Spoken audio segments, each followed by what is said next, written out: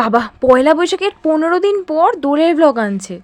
এমনি হয়তো অনেকে ভাবতে পারো আমার এই ভিডিওটা দেখে, তাই আমি আগের থেকেই তোমাদের কাছে ক্ষমা চেয়ে নিচ্ছি গো। এরপর থেকে আমি চেষ্টা করবো কন্টিনিউইটি রাখার। মায়ের সাথে আমি চলে গেছিলাম রাম ঠাকুরের মন্দিরে। মন্দিরের সামনের দিকটা একটুখানি রিপেয়ারিংয়ের কাজ চলছে বলে এরকম অবস্থা। দেখেছো কত লোক এসেছেন। এই যে ইনি হলেন শ্রী শ্রী কৈবল্যনাথ ওরফে রাম ঠাকুর। এটা মন্দিরের উপরতলাটা, দেখো কি সুন্দর সাজানো। এইবার আমাদের যেতে না অনেকটা বেলা হয়ে গেছিল, না হলে তোমাদের ওই ভোগের থালাটা দেখাতে পারতাম। আর এই হলো ঠাকুরের শয়ন ঘর, দেখো কি সুন্দর পরিপাটি করে গোছানো। আর নিচতলার এই ঘরটাতে প্রতি বছর ভক্তদের বসিয়ে খিচুড়ির প্রসাদ খাওয়ানো হয়। এই সিস্টেমটা আমার খুবই ভালো লাগে, কি সুন্দর কোনো কেওস ছাড়াই সবাই প্রসাদ খেতে পারে। এই যে এই হলো মহাপ্রসাদ, ঠাকুরের ভোগে যা যা কিছু দেওয়া হয় তার সবটা মেখে এটা তৈরি করা হয়। আর খিচুড়ি প্রসাদের স্বাদ নিয়ে আলাদা করে হয়তো কিছু বলতে হবে না। দুপুর গড়াতে গড়াতে মন্দিরটা অনেকটাই ফাঁকা হয়ে গেছিল, তাই আমরাও সেখান থেকে বেরিয়ে পড়লাম। তো দেখা হচ্ছে নেক্সট মিনি ব্লগে, টাটা।